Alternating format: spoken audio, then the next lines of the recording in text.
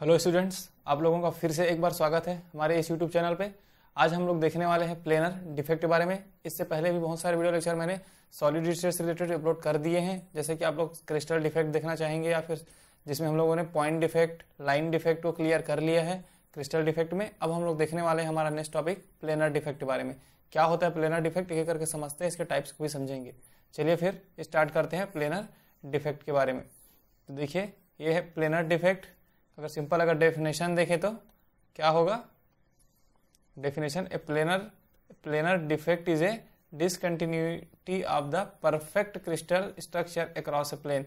तो एक क्रिस्टल का एक परफेक्ट स्ट्रक्चर होता है जिसको हम आइडियल क्रिस्टल या फिर परफेक्ट क्रिस्टल बोलते हैं, है ना। तो उस केस में अगर उसमें कुछ डिस्टर्ब हो जाए या फिर क्या बोले जाए कुछ क्रिस्टल डिफेक्ट आ जाता है, किसकी वजह से आता है, तो क्रिस्टल प्लेन की वजह से, पूरे क्रिस्टल प्लेन की वजह से अगर डिफेक्ट आ जाए तो उसको हम लोग बोलते हैं प्लेनर डिफेक्ट। एक एक करके समझेंगे। जैसे कि अगर आप एक कोई भी क्रिस्टल ड्रॉ करते हैं, है ना, एक क्रिस्टल का एक यूनिट सेल, जैसे कि ये एक यूनिट सेल है, तो इसका ये जो बाहर का जो पोर्शन आपको दिख रहा है, ये क्या है, एक प्लेन है ना। वैसे इसमें ये साइड वाला भी क्या है, प्लेन है। तो इस टाइप से क्या है, क्रिस्टल्स में प्लेन्स होते हैं, क्रिस्टल्स में या फिर सॉलिड्स में बोलेंगे हम लोग। तो उसमें क्या होता है, डिफेक्ट आ जाता है, मतलब एक्स्ट्रा प्लेन आ जाता है या फिर प्लेन के बीच में स्पेस हो जाता है। तो ये सब डिफेक्ट को ही हम लोग बोलते हैं प्लेनर डिफेक्ट। तो क्यों हो रहा है, planar defect is a discontinuity of the perfect structure across the plane. Plane की वजह से जो डिसकंटिन्यूटी आता है क्रिस्टल स्ट्रक्चर में, उसको हम लोग बोलते हैं प्लेनर डिफेक्ट। तो चलिए समझते हैं प्लेनर डिफेक्ट में क्या क्या होता है। मतलब सबसे पहला उसमें टाइप्स है ग्रेन बाउंड्रीज का। समझ लेते हैं ये क्या होता है ग्रेन बाउंड्रीज।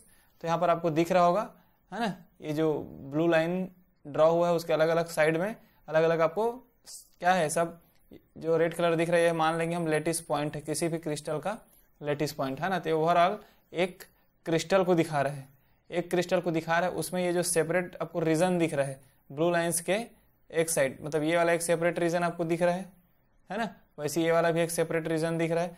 ये सब क्या है, अलग अलग डिफरेंट प्लेन्स हैं, एक ही क्रिस्टल में अलग अलग प्लेन्स हैं। तो उनके वजह से फिर इसमें क्या हो, देखिए अलग अलग टाइप से क्या है अरेंज है, जिसकी वजह से क्रिस्टल में डिफेक्ट आ जाता है। तो इसको भी समझेंगे और यहाँ पे हम लोग पहले देख लेते हैं, ठीक है, उसके बाद समझते हैं। A grain boundary is a general planar defect that separates region of different crystalline orientation. तो ग्रेन बाउंड्री क्या है, एक जनरल प्लेनर डिफेक्ट होता है जो क्या होता है, सेपरेट रीजन से सेपरेट होता है। जैसे कि यहाँ पे जो ब्लू लाइन जो ड्रॉ है आपका, वही क्या दिखा रहा है, सेपरेट हुआ है रीजन से, कैसे, ओरिएंटेशन में, क्रिस्टलाइन ओरिएंटेशन।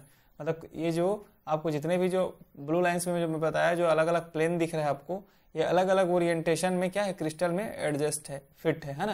तो जिसके वजह से एक बीच में एक बाउंड्री जैसे बन जा रहा है, जिसको हम लोग बोल रहे हैं ग्रेन बाउंड्री। और अलग अलग रीजन को हम क्या बोलेंगे, अलग अलग ओरिएंटेशन से क्रिस्टलाइन जो भी आपका क्रिस्टल है उसमें अलग अलग रीजन से प्लेन एडजस्ट है, ठीक है। और इसी अलग अलग रीजन को ही हम या फिर अलग अलग प्लेन को ही हम क्या बोल रहे हैं, यहाँ पर ग्रेन्स बोल रहे हैं, ठीक है।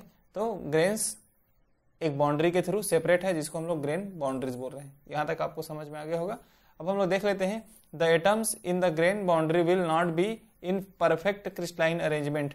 तो वही बोल रहा है, जो ग्रेन बाउंड्री में देखो, जो आपको यहाँ पे ब्लू रीजन दिख रहा है ना, जो आपको ब्लू वाला रीजन में दिखा रहा था आपको, जितना ब्लू लाइन जो दिख रहा है, ये क्या है, हमारा ग्रेन बाउंड्रीज है।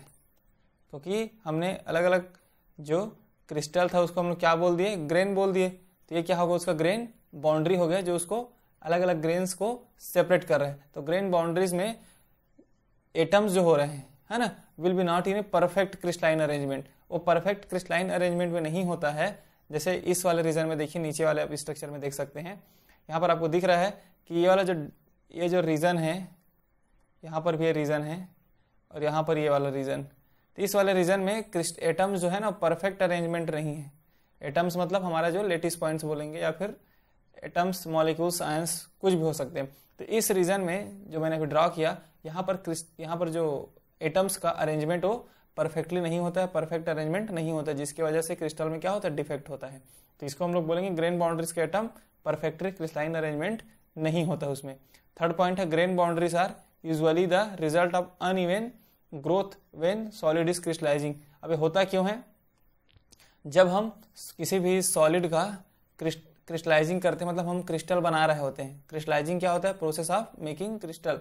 जब क्रिस्टल हम बना रहे होते हैं, उसको जिसको हम लोग क्रिस्टलाइजिंग बोलते हैं, उस टाइम का अनइवन ग्रोथ, मतलब अलग अलग प्लेन्स का ग्रोथ अलग अलग टाइप्स हो जाता है। एक ही क्रिस्टल में बहुत सारे डिफरेंट डिफरेंट प्लेन्स बन जाते हैं, जिसको ग्रेन बोला जा रहा है। मतलब अरेंजमेंट, ग्रेन्स क्या है? Arrangement of atoms.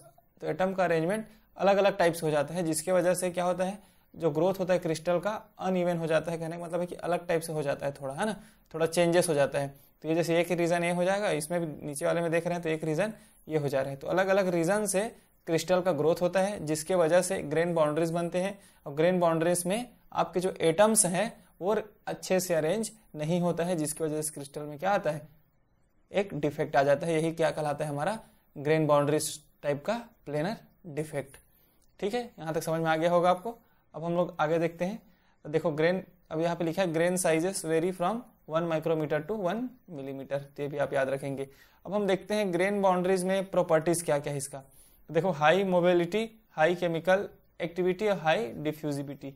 डिफ्यूजिविटी कहने का मतलब ये है कि इस ग्रेन बाउंड्रीज बनने की वजह से, ये जो ग्रेन बाउंड्रीज आपको यहाँ पे दिखाई दे रहे हैं ना, जो बना रहा हूं मैं, ग्रेन बाउंड्रीज बनने की वजह से क्या हो जाता है, इसका क्रिस्टल का प्रॉपर्टीज चेंज हो जाता है। तो कैसे चेंज हो जाता है? तो आप देख रहे हो यहाँ पर, इसको फिर से बनाते हैं ना, अब देख रहे हो तो क्या होगा, इस पोजीशंस में वेकेंट स्पेस है, मतलब वैकेंसी है ना इस पोजीशंस में। ग्रेन बाउंड्रीज के पोजीशंस में क्या है? वैकेंसी है। तो वैकेंसी होने की वजह से जो भी यहाँ पर आसपास जो भी एटम्स है वो क्या कर सकता है? मूवमेंट कर सकता है। एटम्स क्या करेगा?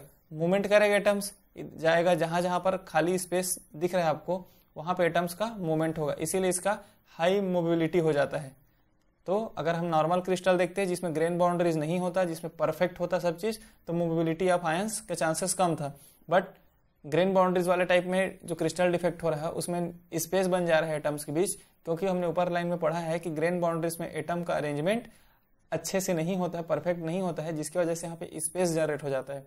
तो स्पेस जनरेट हुआ है तो आसपास के जो एटम्स है वहां पे वो मूवमेंट कर सकते हैं, वहां पर जा सकते हैं, इसीलिए बोलते हैं हाई मोबिलिटी हो जाता है क्रिस्टल्स का। ठीक है, दूसरा पॉइंट, हाई केमिकल एक्टिविटी। अब जब मूवमेंट होगा आयंस का तो क्या होगा, वो क्रिस्टल अब हाईली रिएक्टिव हो जाएगा, हाईली रिएक्टिव हो जाएगा। ये भी पॉइंट आप याद रखेंगे, क्योंकि आयंस का मूवमेंट हो रहा है, मोबिलिटी हो रहा है, तो वो हाई केमिकल रिएक्टिविटी भी दिखाएगा वो crystal. Third point, diffusivity. Diffusivity कहने का मतलब यह है कि जो आपको दिख रहा है, इसको मिटाते हैं, है ना, तो जो आपको ये वाला पॉइंट दिख रहा है, जितना मान लो ये वाला एक रीजन को लेते हैं हम लोग, जहां पर क्या है देख रहे हो आपको यहाँ पे क्या परफेक्ट अरेंजमेंट दिखा रहे हैं, है ना, एटम्स का।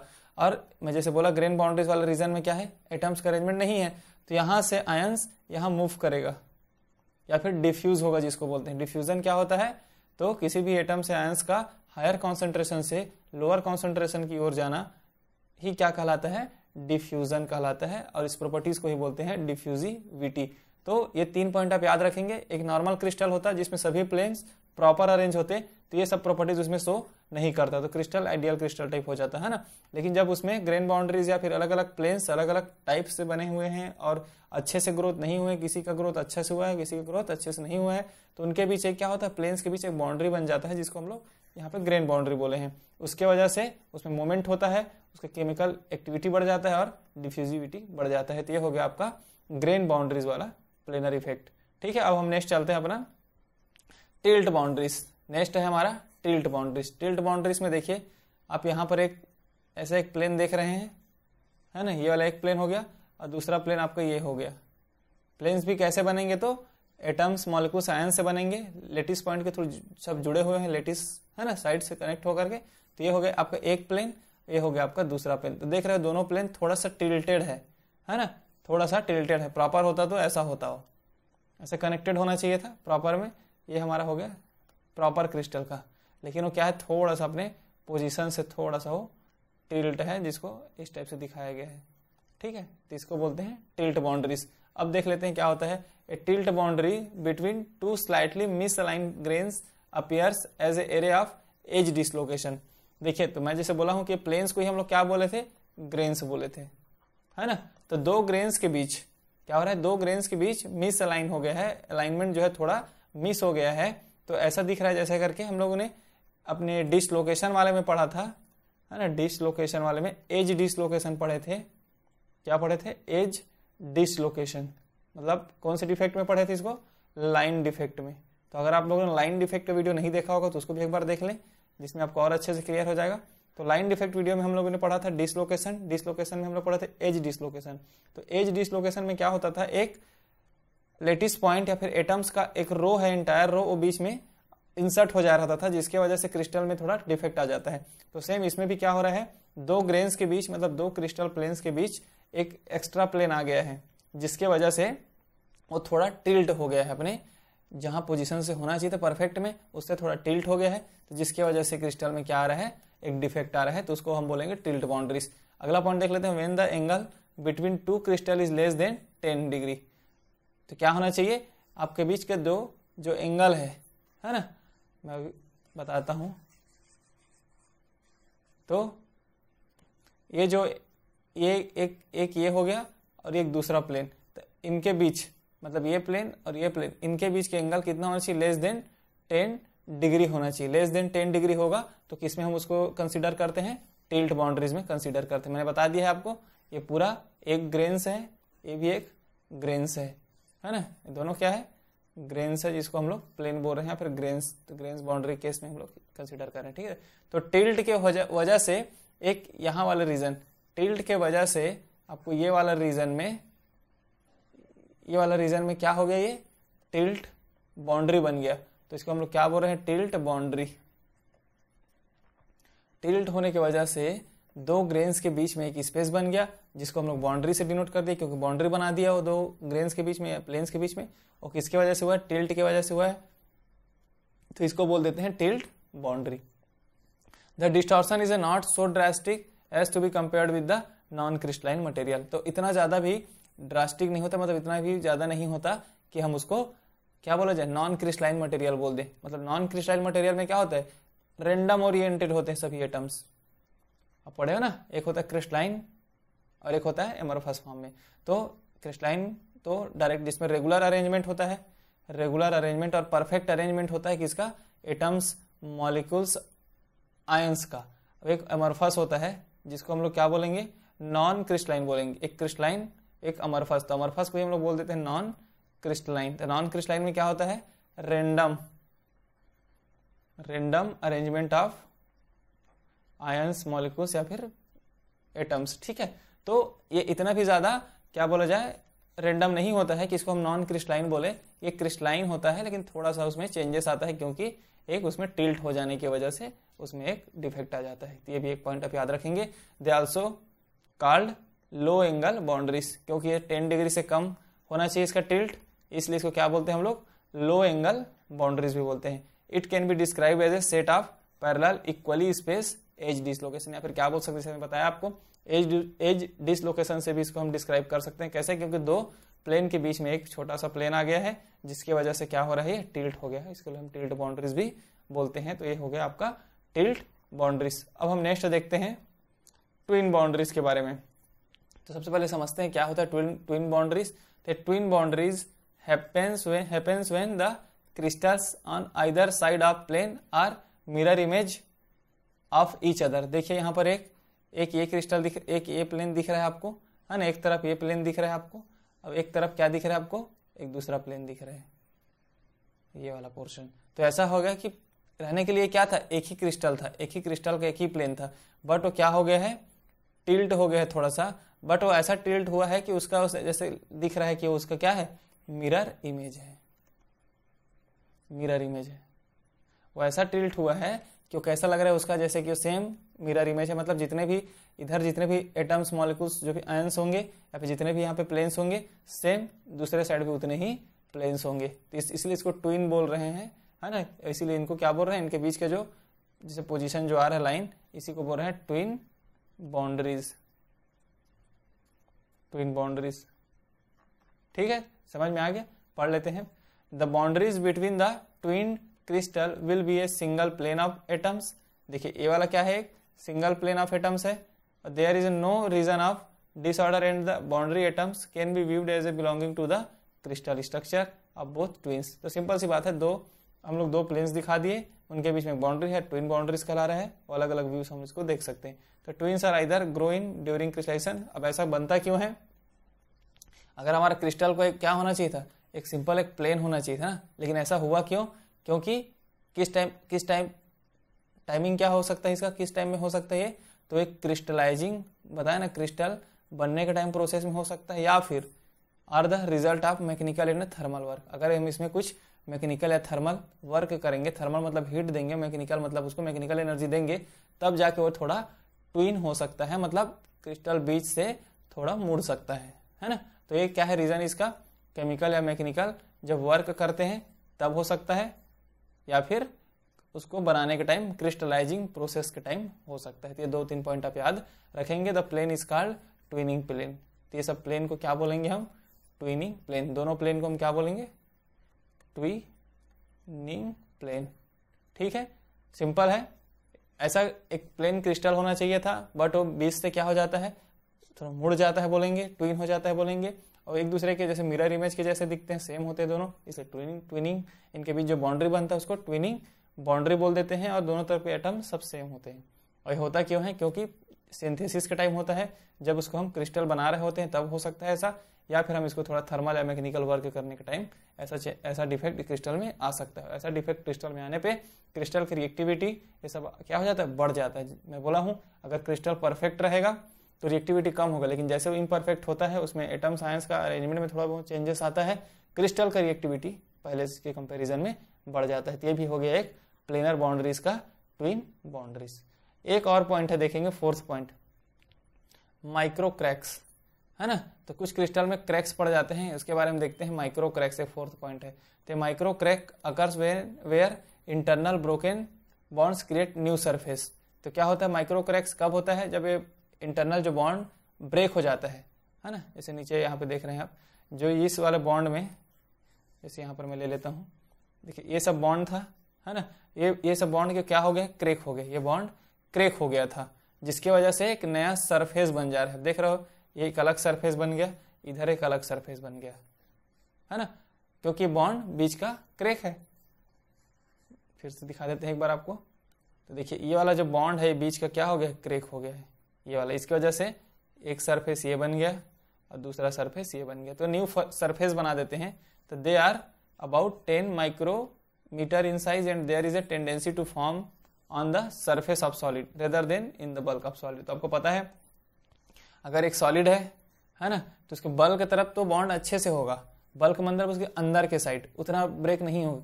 ब्रेक किधर होगा? तो आपका सरफेस पे होगा बोल रहे हैं। तो ये भी पॉइंट आप याद रखेंगे, क्योंकि इंटरनली वो स्ट्रांग होता है, लेकिन सरफेस पे थोड़ा बॉन्ड ब्रेक होने का चांसेस रहता है, और ब्रेक होने पे एक नया सरफेस जनरेट कर देता है। They also form a grain boundaries and other region of disorder. तो इसमें इसके वजह से क्या होता है, अलग अलग देखो टूट रहा है बॉन्ड, तो जैसे कि मैंने बताया अलग अलग प्लेन्स जुड़े थे, तो उनके बीच स्पेस मर रहा था, जिसको हम ग्रेन बाउंड्रीज बोल रहे थे। तो इसमें भी चांसेस है कि क्रैक होने के बाद 2-3 प्लेन्स बन जाए, है ना, अलग अलग 2-3 अगर प्लेन्स बन जाते हैं तो इनके बीच एक ग्रेन बाउंड्रीज बनने का चांसेस रहता है, और इसी को हम क्या बोलेंगे, डिसऑर्डर बोलेंगे, डिसऑर्डर का रीजन बोल देंगे। The region across which the bonds are broken is known as a separation plane. तो जो जिस रीजन पे, ठीक है, जिस रीजन पे क्या हो रहा है, वो जिस एरिया पे across which the bonds are broken is known as a separation plane. तो ये वाला सब इसको हम क्या बोलेंगे, एक सेपरेशन प्लेन बोल देंगे, इसके एरिया को जो अलग अलग 2 प्लेन्स में डिवाइड कर रहे हैं। अगला पॉइंट देख लेते हैं, इसका लास्ट पॉइंट। तो micro cracks are form when there is a abrasion, मतलब इम्पैक्ट, किसी भी चीज पे इम्पैक्ट डालेंगे उस पर तब होगा वो विथ डस्ट पार्टिकल्स, क्योंकि कुछ भी क्रिस्टल्स जब हम सिंथेसिस करते हैं तो डस्ट का पार्टिकल्स उसमें इम्प्योरिटी के फॉर्म में आ जाता है, तो क्या होता है बीच में क्रैक हो जाता है, क्योंकि बॉन्ड को कंप्लीट नहीं कर पाता। तो ये इसका एक रीजन हो सकता है। They are important in determining how and where solid में फ्रैक्चर। तो ये क्या, इसका यूज क्या है, they are important for in determining, क्योंकि हम डिटरमाइन करने के लिए कि हाउ, कैसे और कहाँ से सॉलिड का फ्रैक्चर हुआ है। तो when a crystal has more than 1 type of atoms, तो there will be chemical as well as physical disorder in the grain boundaries. तो क्या हो रहा है, अगर मोर देन एटम है 1 टाइप ऑफ, मतलब कहने का मतलब जब क्रिस्टल हम सिंथेसिस कर रहे हैं तो एटम एक से ज़्यादा प्रकार के हैं तो चांसेस रहता है कि उसमें फिजिकल और केमिकल डिसऑर्डर आए, और उसमें क्या है, ग्रेन बाउंड्रीज के रीजन में उसमें डिसऑर्डर आ सकता है। तो दोस्तों ये थे 4 टाइप्स, मैंने आपको बता दिया एक एक करके। पहला आपको बताया ग्रेन बाउंड्रीज के बारे में, फिर मैंने बताया टिल्ट बाउंड्रीज, फिर ट्विन बाउंड्रीज, और लास्ट में माइक्रो क्रैक्स के बारे में बता दिया। तो ये था प्लेनर डिफेक्ट के बारे में, मैंने डिटेल में यहाँ पे एक्सप्लेन कर दिया है। उम्मीद करता हूँ आप लोगों को समझ में आया होगा। तो मिलते हैं नेक्स्ट वीडियो लेक्चर में, तब तक के लिए थैंक यू।